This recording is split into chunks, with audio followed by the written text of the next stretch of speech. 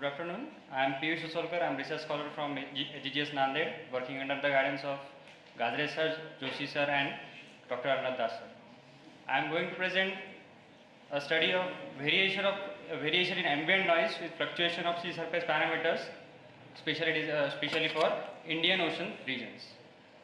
So my discussion will be based on brief introduction to ambient noise, its effect on sonar performance, challenges of signal to noise ratio estimation for tropical regions, then measurement and processing methodology.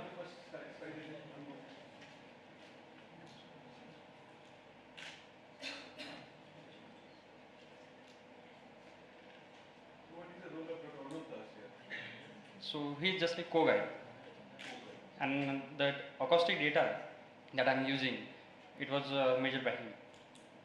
And he is adjunct faculty at GGS Nanded.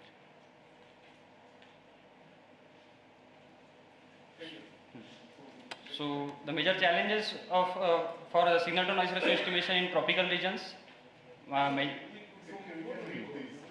So ambient noise, which is one of the major or critical challenge for the multiple stakeholders, including sonar designers and operators. So this ambient noise is defined as background noise generated by a variety of undefined sources. So this ambient noise can be categorized in major three parts, that is major sources, minor sources and transient sources. So these major sources include the noise generated by sea states, which is mainly because of wind and wave interactions. Then second one is shipping noise, which is generated because of shipping effect. Then another one is minor sources, which are generated because of impact of tides, again turbulence, and seismic noise. Seismic noise is generated because of motion of seabed. Third category is transient sources, which are highly regional and occurs for slight duration of time. So they are the industrial activities and biological activities. So out of these sources, in our study we have focused on sea state noise, which is mainly based on wind and wave relationship. So effect of ambient noise on sonar performance.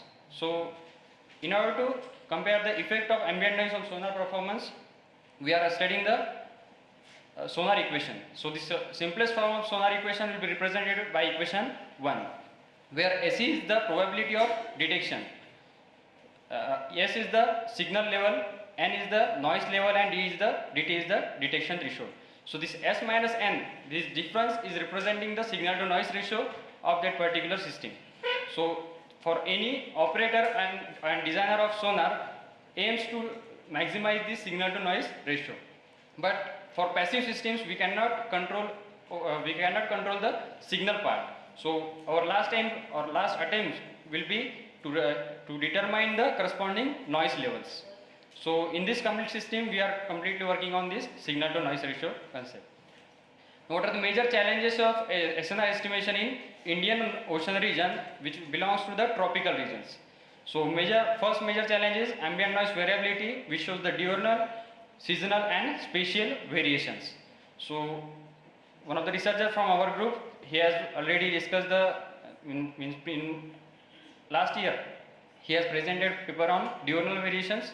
So in this session or in this paper I have discussed the seasonal and spatial variation of ambient noise. Then another major challenge is tropical region peculiarities, which includes the very high sea surface temperature and the wind wave anomalies, which are resulting in typical behavior of ambient noise in this particular region. So measurement and processing methodology. So we have processed the real acoustic data, which includes the 180 samples collected for 2 months from off the coast of Goa.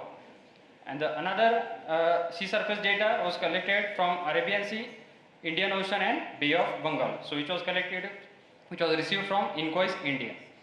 So processing methodology includes the estimation of power spectral density based on Welch method.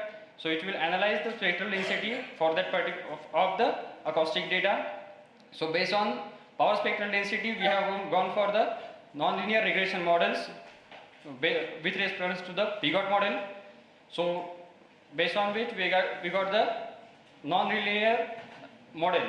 So that model was simulated with the help of environmental data, which will gives us the ambient noise characteristics in the major three regions.